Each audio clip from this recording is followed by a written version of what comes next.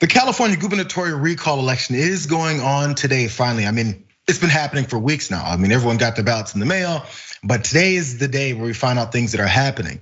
But there's been some changes that have gone on with the polls. And since then, we've seen that the lead Republican in this, Larry Elder, isn't looking so good in the polls as what he once was. So it's not looking like he's gonna be able to overtake Gavin Newsom and complete this recall, but it is not over. I don't want people to think that they can just sit back and look at a couple of polls and figure that.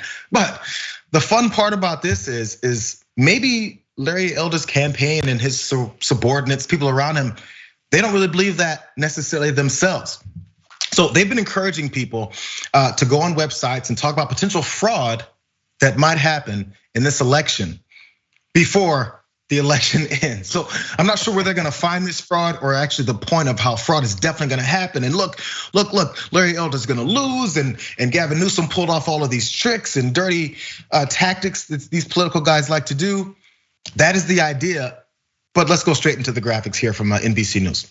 So Republican Larry Elder appealed on Monday, this yesterday, to his supporters to use an online form to report fraud, which he claimed it had detected fraud in the results of the California recall election, which resulting in Governor Gavin Newsom being reinstated as governor. Again, this is yesterday before today's election. Statistical analyses used to detect fraud in elections held in third world nations, such as Russia, Venezuela, and Iran, those are scary places, right? Have detected fraud in California, resulting in Governor Gavin Newsom being reinstated as governor, is what the site reads. The primary analytical tool used was Benford's Law and could be readily reproduced, it went on to say. Now, one more piece of this before we get to Larry Elder talking about this. The site was registered anonymously in August. It says hours after NBC News contacted the Elder campaign Monday afternoon about the site, there was a disclaimer about his campaign having funded the site that was added. Again, it was added in August. NBC News reached out Monday afternoon to ask what's going on. And then they put a disclaimer about how the campaign had funded it. It's beginning to turn into looking like if Republicans can't win a race, a la their still leader of the party, Donald Trump, they're gonna just push for fraud. Now, before I get to some of your thoughts on this, Jacob Sobroff did ask Larry Elder, are you gonna accept the results of this election, win or lose? And we did hear that from Trump as well. So let's hear what Larry Elder had to say. Again, whether or not you win or lose, will you accept the results of the election tomorrow? I think we all ought to be looking at election integrity, no matter whether you're a Democrat, an independent, or a Republican. Let's all make sure that the election is a fair election. So let's all work together, no matter what the results are, to make sure that the results are valid and legitimate, and everybody who voted should have voted. Let's all do that together. Is that a commitment to accept the results of the election tomorrow? Let's all do that together. Let's all work together on both sides of the aisle to make sure that the election is a fair election. Now, David, you've been doing this longer than I have. Was that an answer to the question?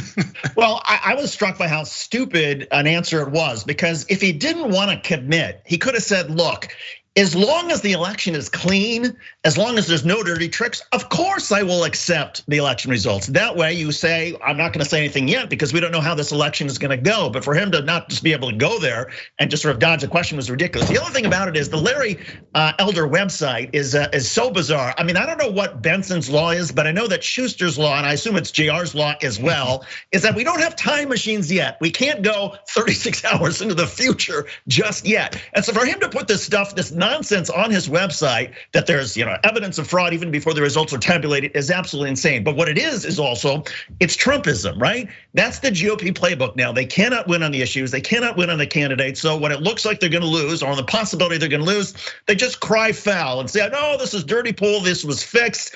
And therefore they get their crazies out there and say, how is it possible that a Republican could lose in California? Well, I'll tell you how. Most Democrats, I mean, the state is mostly Democrats. What are you thinking? It's exactly what they saw, and it's getting to the point now. It's not even getting to the point. We are at the point where I feel like the strategy isn't to appeal to voters. It isn't to talk about your agenda. It's not about saying what you're gonna do to help the constituents of the state that you're trying to run. It's to be prepared to lose, which I think they could see that, as you point out, the number of Democrats in the state versus that. That's why it would be such a big deal. But also, just let's go and lose, and then we'll push the same talking point that apparently is working for Trump, which I don't know, maybe because I'm living in this liberal bastion, it doesn't seem like it's working. He keeps talking about the 2020 election, And Larry Elder did slip up once and say, oh yeah, Biden did win. that seemed to be his downfall.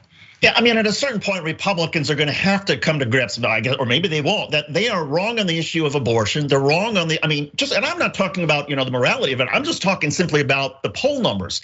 They're dead wrong in Texas on abortion rights. They are dead wrong in California on workers' rights. According to the polls, they are dead wrong about January 6th and the insurrection. They are dead wrong about vaccine mandates. They claim, oh no, we're opposed to vaccine mandates. Well, actually, most of the public supports vaccine mandates. So on issue after issue, they're on the wrong side. And yet, instead of coming to grips with this and maybe changing the Republican Party or adjusting their messaging or whatever it is, it's no, this must be stolen from us. I mean, it's complete nonsense. And look, I just, I feel like this is the future, right? I feel like where this is every election we're going to be looking at now for the foreseeable future is going to go the same way.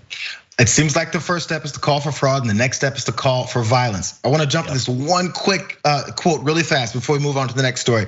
So there was also another point from NBC News as well. It said the page for the website suggests voters may turn to the quote ammo box if they can't trust the ballot box. They say that in America there are 4 boxes of liberty: the soap box, the ballot box, the jury box, and the ammo box. This is what this website reads, as I pointed out.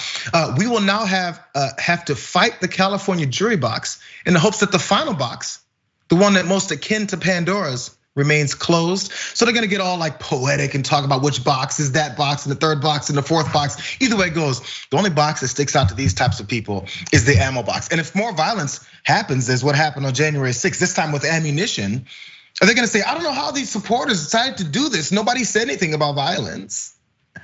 Look, I think of the Jack in the Box, right? That's what the Republicans are now. They keep popping out. We just try to keep shining the lid on them, and they keep popping out with this crazy stuff. It's insanity. It's insanity, and we have a major political party in the United States that is absolutely insane. And whether you're a Democrat or Republican or whatever it is, if you're an American, that is bad for all of us.